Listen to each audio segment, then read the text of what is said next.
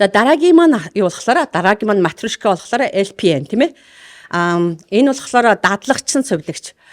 Би одоо Монголд бол ийм хүн байдгийг сайн мэдэхгүй байна. Энд болохоор нэг 10-аас 1 жилийн хугацаанд бэлтгэгддэг ийм сувилагч нар байдаг. Одоо яг мэрэгсэн одоо registered nurse-ийнхаа яг доор нь ажилладаг.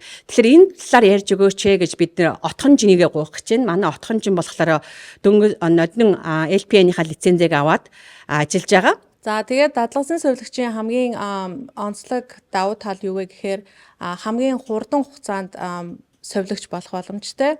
За миний хувьд болохоор яг сувилагчийн мэрэгжил гүүгээр одоо өөр мэрэгчлээ байж байгаа сувилагч болсон. За тэгээд суралц хугацаа бол 9-өөс 12 сар, цалингийн хэмжээ болохоор 29,000-аас 50,000 долларын жилийн цалинтай.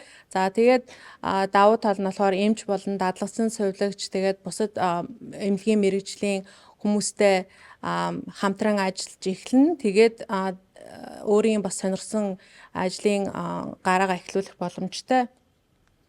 За дадлагсан сувилагчийн одоо хөтөлбөрт тэнцээд үзэх хичээлүүд юу гэдэг вэ гэхээр Антон Пизлаг хичээл, сувилгаан үндэс, дадлага ажил 1 2 3, тэгээд эм зүйн хичээл, сэтгцийн сувилгаа, хүүхдийн сувилгаа, насан туршидчдийн сувилгаа, нэгдсэн сувилгаа гэж хичээл үзэхээс гадна сувилагчийн одоо лицензээ авах эрхтэй болдог. Тэгээд сувилагчийн лиценз шалгалтандаа тэнцснээр тухайн одоо нутагтаа бол ажиллах эрхтэй болно гэсэн үг. Тэгээд лицензийн шалгалт таныг дадлагсан сувилагчаар ажиллах хангалттай эсхийг шалгадаг стандартчилсан маш өндөр шалгууртай одоо шалгалт байдаг. Тэгээд үндэсний лицензийн шалгалтын сувилагч сургууль төгсөөд тэгээд энэ лицензээ авах хүртэлх маш чухал процесс, үйл процесс явагддаг. За тэгээд сургуультай төгссөний дараа энэ лицензийнхаа шалгалтанд хэрхэн бэлдэх вэ? Би хэрхэн бэлдсэн бэ гэхээр интернетээс үн төлбөргүй материал олох хэрэгтэй. Тэгээ мөн төлбөртэй сайн материалуудыг худалдаж авах хэрэгтэй. 3 дугаарт нь болохоор хамт одоо шалгалтандаа бэлдэх баг бүрдүүлэх, 1-2 хүний баг бүрдүүлэх. Тэгснээр та шалгалтандаа бол маш их амжилттай сайн бэлтгэж одоо шалгалтанд лицензийнхаа шалгалтанд тэнцэх боломж өндөр боломжтой. За тэгээд дадлагсан сувилагчийн ажил үргийн хуваар буюу та ямар ажил хийх вэ гэхээр дадлагсан сувилагч маань заавалчгүй мэрэгсэн сувилагч буюу registered nurse-ийн одоо доор одоо хяналтын доор ажиллах ёстой. За тэгээд ямар ажлууд хийх вэ? Өвчтөн хянах, эм өгөх, амин үзүүлэлт үзэх, өвчтний нөхцөл байдлыг одоо мэрэгсэн сувилагчдаа мэдээлэх. За тэгээд шархны боолт, катетер солих, шинжилгээний дээд цуглуулах, цус авах, тариа хийх гэх мэтчлэн ажлуудыг хийх нэ.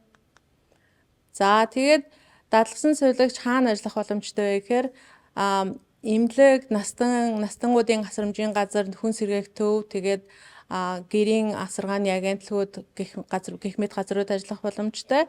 За тэгээ статистикийн судалгаагаар дадлагсан сувилагчийн ажлын байр 2024 он гэхэд 16%-аар өснө гэсэн судалгаа гарсан байгаа. Тэгээд энэний дараагийн слайд дээр тэр статистикийг харуулна.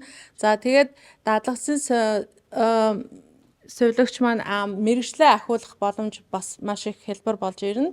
Тэгээд хамгийн сайхан зүйл нь болохоор үргэлж суралцаж мэрэгчлээ ахиулах боломж гардаг. Тэгээд яг үүний дагуу би одоо дараагийн зэрэг буюу Associate Degree of ADN гэдэг маань Associate Degree of Nursing or эсвэл нөгөө нэг Associate Science in Nursing гэдэг энэ хоёр яг үг хэллэг бол ижлэхнээр явагддаг байгаа. За тэгээд энэ нөгөө нэг статистикийн үзүүлэлтээр ерөнхийдөө жилд одоо шинээр нэгдэх ажлын байр 60,700 гэсэн үзүүлэлтээр гарсан байна. 2030 он хүртэл ямар хэмжээгээр өсгөх вэ гэхээр 63,800 буюу тэгээд жилд 60,700 ажлын байр гарна гэсэн статистикийн үзүүлэлт гарч ирж байна. За тэгээд дадлагсан сувилагчийн сул тал, давуу талыг та бүхэндээ бас товчхон хүргэе.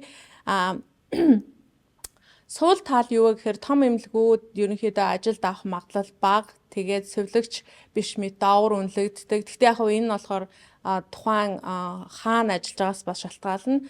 Миний хувьд болохоор миний ажиллаж байгаа газар зөвхөн 2хан сувилагч байдаг учраас би ямар нэгэн байдлаар сувилагч биш мэдрэмж юусоо төрдөггөө. Тэгээд цалин харьцангуй бага мэрэгсэн сувилагчийн хувьд тэгээд шөнийн ээлжинд бас хуваарлагдана. Тэгээд амралтын өдрүүдэд заавал ажиллах шаардлагатай гэсэн шаардлагуудыг тавьдаг. За давуу тал нь юу вэ гэхээр сувилагч болж суралцах хугацаа маш богинохон.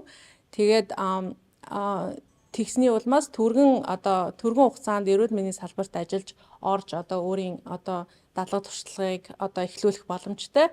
Тэгээд ажил олдохгүй байна гэдэг асуудал бол байхгүй. Яа тэгвэл ажил маш их амархан олно. Тэгээд эрүүл мэндийн бол нийгмийн даатгалдаа хамрагдах боломжтой. Тэгээд цаашаага мэрэгсэн сувилагч буюу RN болоход маш хүмтэй. Тэгээд сургуулиудад бол дадлагсан сувилагчаас мэрэгсэн сувилагч болох гэсэн бас тийм хөтөлбөр байгаа. Тэр нь болохоор LPN2 RN гэдэг төсөл.